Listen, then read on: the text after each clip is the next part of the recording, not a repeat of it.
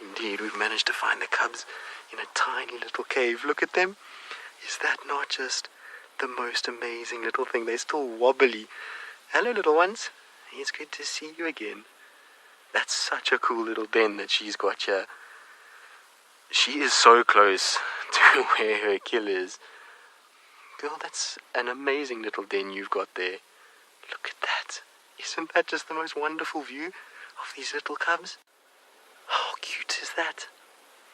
Now, of course, we don't really want to be viewing them too much, but it's impossible not to know where the dens are or where she's kind of keeping them until you sort of stumble into them.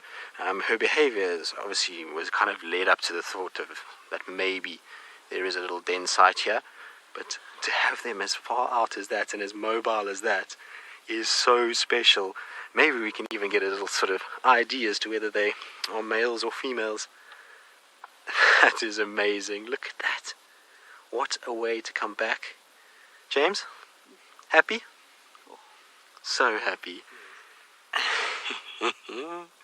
That is beyond special. Look at that little face to the right. Look at that. That is so amazing. That is the cutest little face on the right-hand side. You see it there? It's so cute. Now, I think these little ones' eyes are going to be open now, so they will be seeing and being able to kind of figure out what's going on. But it gives you an idea of where she's moving with. I'm very intrigued of how far to the west she's come. She's moved these cubs a long way from the Mulawati, and I think that is indicative for me that Mulawati is more where she's hedging her bet than Tingana. Look at that. That is priceless. As good as it gets in so many respects. Those little things are still dark. Look at that. Tiny little spots. Hello, little one. And completely relaxed. Oh, having a little go at mom. We talking. That's just so cool. Wow. And Thandi is being so good about it. She has not growled, she has not hissed, she has not made a single little bit of noise with us being here. I didn't actually know about this particular cave from the side. I said I've walked here before and I've walked over the top and round, but not to that little cave. But it is the most perfect little leopard den. Oh, how amazing. Now, the reason we're having a sighting is obviously because we've kind of seen her walking there, and you literally came across as she walked down and called them out. Before that, she was sort of on top of the bank, and she walked down, and we thought maybe it was there, and we just sort of stopped for a little bit just to see, and she obviously came out, and the little ones sort of started coming out. But look at how protected and sort of thick and difficult that is to get to.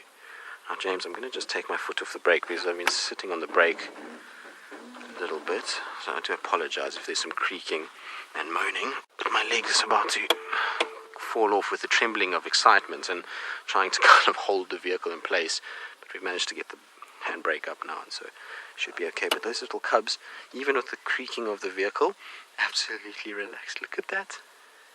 Now you see where she's licking this cub? Underneath the tail. Now, that triggers the cubs to go to the toilet, so I wouldn't be surprised if you actually see this little one move and go urinate. Often the moms will groom that area, and that triggers urination, and for the little cubs to learn kind of how to get rid of waste products and obviously defecate and kind of do what they need to do. So you often see moms doing that when they first come to their cubs. Oh, that is so cool. Wow. It doesn't get any better than that. So 50, you say Thandi is a master of finding great dens. Well, yes, as good as it gets, really. She seems to find all the good spots that are very difficult to get to, which is why they kind of work so well. But wow, unbelievable. This is so cool. Look at that little thing. Isn't that just wonderful? It's just sitting there, completely non-fussed by us. Kind of looking in our direction, which to me is just the most amazing part of this whole thing, because you would think that a little cub of that size would be fairly nervous, but You can see it's kind of looking up at us as if to say, what are you guys? That is amazing. So special. James, we're being spoiled today. We sure are. We sure are. I'm so glad, actually, that James is with me for this, because any of you some of you might not know the story behind Thandi and these cubs. James was the one in the morning that found Thandi the one day, and she was going in and out of various little places, and almost as though she was looking for a den. And that afternoon, James and I were on drive. He was obviously on his vehicle, and I was on mine. And we decided to both go into the area to try and see if we could potentially find these little cubs and try and kind of figure out, what was going on and who was where and if these cubs had been born.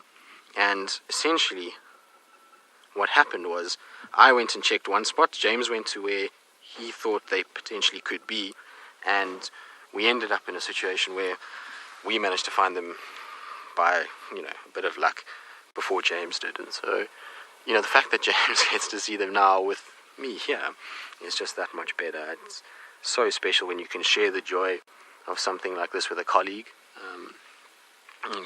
And like I say, there's no one more sort of thoroughly deserving than James in many respects.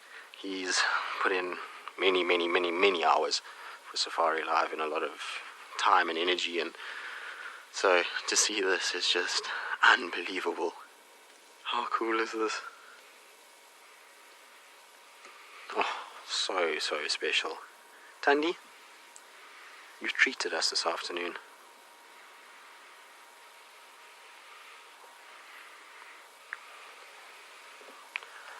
So Carol, no, this den will be zoned off. Cubs are not old enough just yet. So with viewing these cubs, it's often a question we get asked, and there's probably some of you that will be saying, well, why are we here if they're not supposed to be viewed? So if you don't know where dens are, it's impossible to know exactly where they're being kept, and so you can't zone off areas, and you can't really know. So when you follow a leopard, if she's happy to take you and you get a sighting of the cubs in an area, then that's okay. That's not a problem at all. You can view those cubs and then move out of the area, and from there they then get zoned. And as I was mentioning just now, is these cubs, being a month old tomorrow means that they still got to go a little bit before they can be viewed. You normally see leopard cubs being viewed at around 8 to 12 weeks, depending on the reserve that you kind of work in.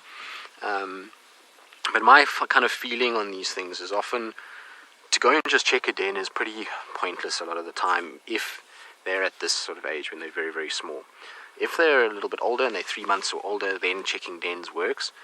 But the dens typically don't stay for very long. I mean, we know in a month this is now the third place that she's using. So it's almost every week she's kind of changing over. And so they don't last for long. So zoning off areas and not checking them is okay. But eventually she's going to move them, and you've got to be kind of keep up with where she's going. And you can kind of then judge, where the areas are to try and avoid bumping into them. But yes, this will be zoned, so no one will be able to come here now for the next few days.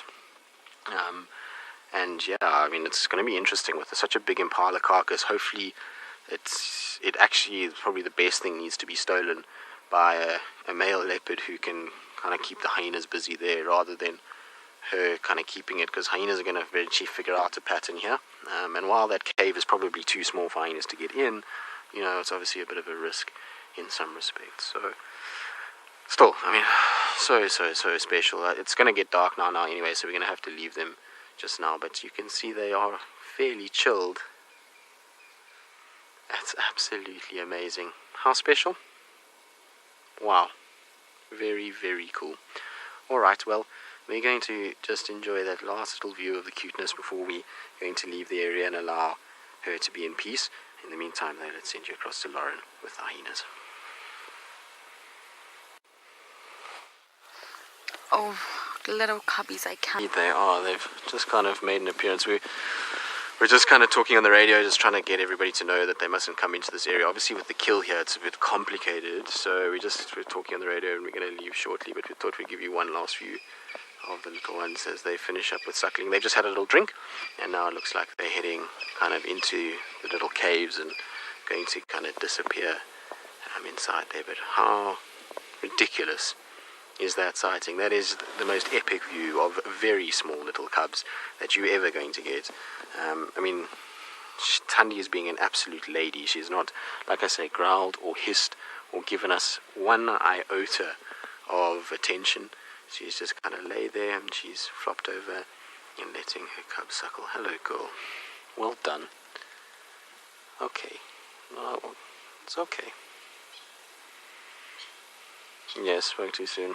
We'll probably leave her now and let her just enjoy that and not have to worry her too much. I don't want to stress her out in any way.